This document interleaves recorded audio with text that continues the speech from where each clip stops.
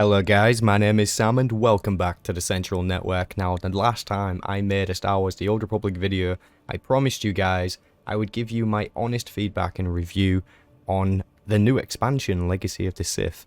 Unfortunately, since then, the expansion has been delayed up until February 15th, I believe. So until then, we're just going to have to make do with the player test server. So the devs did, of course, after announcing the delay of the expansion, say that they was going to be bringing back up the player test server. Now, even though in the beginning I stated that I wanted to stay away from this so I could have a fresh experience with the expansion when it released, of course, since then developments have happened and it's been delayed. So I've been eager enough to want to jump on the player test server, and earlier today I streamed it with a bunch of you guys, which is really cool, so thanks for dropping by. And together we went through most of, if not all of the changes that's coming with the new expansion, Legacy of the Sith. Now, before we actually jump into most of this, just the first thing that I want to tell you guys, which I'm pretty sure is already common knowledge, I tried to get to the new location for Manan, which is here, the invasion zone, on the galaxy map. Unfortunately, we can't get to it though. It says error, attempted to fly to an invalid destination, so we cannot get there just yet, unless there is a different way to get there, and I don't know how, but right now we can't, so unfortunately, I can't show you anything on Manan. However, I will probably have some B-roll footage up on screen at some point from the stream I did earlier, because we did a war zone and we also did a flashpoint, so it's a good way to get a look at some of the changes they've been making. Also, some people think that the graphics have been updated. In my own personal opinion, I don't think that they have, and if they have, I think if anything, it's just the text that we see on screen, notably on not necessarily the nameplates. Let me go over here to give you an example. Okay, so such as when you press an elevator button, I don't know if it's immediately obvious, but to me the text just looks a lot clearer than it did before now. And another example would be when trying to mount and you can't while moving, the text that comes up on screen to tell you that looks a lot more precise to me. As in, it just looks more clearer. I don't know if you are of the same opinion, but to me it is. Okay, but let's face it, that stuff is kind of minuscule, and I'm sure that you guys probably came to see the good stuff, which is combat styles and the weapon slot in Outfitter. So yes, I can confirm for you they have indeed put the weapon into the outfit designer, so that's awesome. We've been wanting that for many years now, so it's awesome that they finally put that in the game. As you can see, the inventory is now attached to your character sheet, which is a cool little addition. Most of the user interface has been updated, of course. I don't know how to feel about the inventory just yet. While I do agree with people when they say that it looks very KOTOR-esque, that is true, but I'm not sure if it fits the overall theme of the game, so I'm just going to have to give this one time and see how I feel about it. However, they're not completely done with the UI, I don't think. So I don't think that this is the final product. So I can't, in all honesty, I've got to reserve judgment a little bit there. And to be fair, moving forward, I should state that now, just so it's clear to everybody watching that I'm not purposely here trying to hate on the game or anything. I am reserving as much judgment as possible for when the expansion actually releases. All I can give you in this video is my honest opinion and feedback of what I've seen so far. So if you're perfectly happy to listen to that, then please continue. So other than the user interface changes, we have the new combat styles and loadouts to look at. So loadouts, as you can imagine, is exactly what it says on the tin. You can spec into a specific class type and wear a specific amount of equipment, including weapons and relics and the likes. As you can see, you can have quite a lot of them. I don't think many people are going to use more than 2, to be honest. But maybe some of the more grindy players will have 3 or 4. That's pretty much it for loadouts. As I said, it's quite self-explanatory. It's a really cool feature to have, and I'll explain a little bit more about my critiques on it later, because it kind of works into combat styles as well. So combat styles is something that the devs have advertised in a way that I think have some people confused. Now, I'm not going to say misled, because I feel like that would be the wrong phrase here, although I understand some people may feel that way. However, let me clarify it for you now. So combat styles is a new system in Star Wars The Old Republic where the game will now allow you to choose one of 2 classes to play from. Now currently on the PTS, you're said to be able to choose the 2 that you pick. I haven't seen how to do this just yet, but there is meant to be a way. Now when the game goes live, I'm not sure if you're going to be able to change them, because while changing them, or at least while picking them in the first place, it tells you that this will be permanent. So what I can tell you right now is that there is a pop-up that tells you that when you choose your secondary class, it will be a permanent decision. So as you can see here, I am a Sith Juggernaut and a Sith Assassin. Now the thing that needs to be clarified is what weapons and abilities can be used when you choose your chosen combat style. So when I choose Sith Juggernaut, I can only use a single hilt lightsaber. So as you can see, I have the Sith Juggernaut active. And if I come back here, go into my inventory, you'll see that my double-bladed saber staff is not equipable. It says here in the prerequisites that I am not able to equip it. It's red. However, if I was to come back into my combat styles and choose the Assassin, and then go back into my inventory, I will see that the double-bladed saber staff is now equipable, and I can now put it on.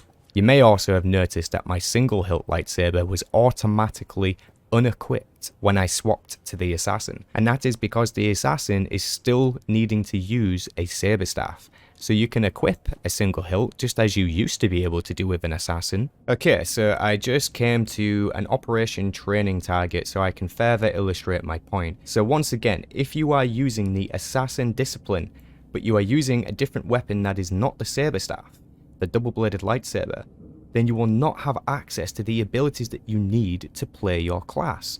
So right now, I'm using a single hilt lightsaber as a Sith Assassin. I'm currently in the Assassin spec. But because I'm using the single hilt, I cannot use my Voltaic Slash. Now, I know full well that there are a lot of players out there expecting to be able to use different weapons when they choose their new class to play. However, I'm here to clarify that for you. Accurately, you can choose one of two classes to play at any given time. So if you choose to play an Assassin, you will have access to a double-bladed lightsaber and the Assassin's abilities, and of course along with the ability tree alongside it. But you will only be able to use the double-bladed lightsaber weapon, even if you originated as a Sith Juggernaut, as my character did. So if you originated with a single hilt lightsaber, you still cannot use that as your Sith Assassin, because it will not be efficient for you. Now if we was to flip this to the other shoe and go back to our Juggernaut, then you would see that we cannot equip the double-bladed lightsaber just as earlier, so I can't even demonstrate the point of not being able to use your abilities. Now if you were under the impression that you were going to be able to use different weapons across your class, please let me know down in the comment section. I'm not going to lie to you guys, I was also kind of under the impression that we were going to be able to use different weapons no matter the type of class that we were playing, but it would be limited. You know, for example, if you were a Sith Juggernaut, maybe you could still use two different lightsabers there. I kind of thought that's where this feature was going. However, that's not the case. So I'm really happy that instead of straying away from the PTS, that I decided to come to the PTS and stream it and now make this video for you. Now I'm sure many people were already aware of this, however, I just feel like someone needed to talk about that a little bit. Now this new feature that they've clearly implemented so that you can just choose one of two different classes to play at any given time basically goes hand in hand with your loadouts. Now the one thing that's really annoying me thus far is going to be the fact that when you change between Assassin or Juggernaut, it messes up your abilities down here on the action bar.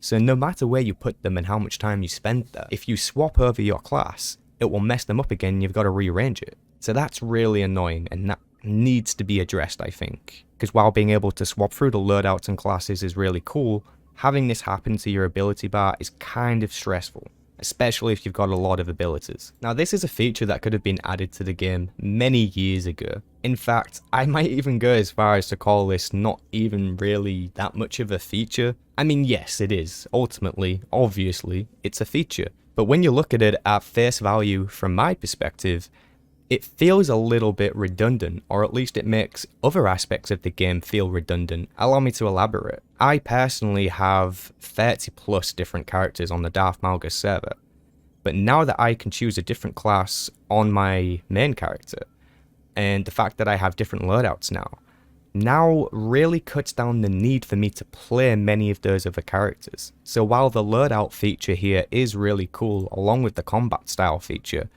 I feel like it wasn't really necessary. However, when you look at this from the perspective of a new player, you can argue that this is a really good change, and I would agree with that. From the perspective of a new player, this is a really cool experience. But from the perspective of a veteran player like myself, when I logged in earlier today and I saw these changes and was able to actually play them out and experience them, I was kind of disappointed.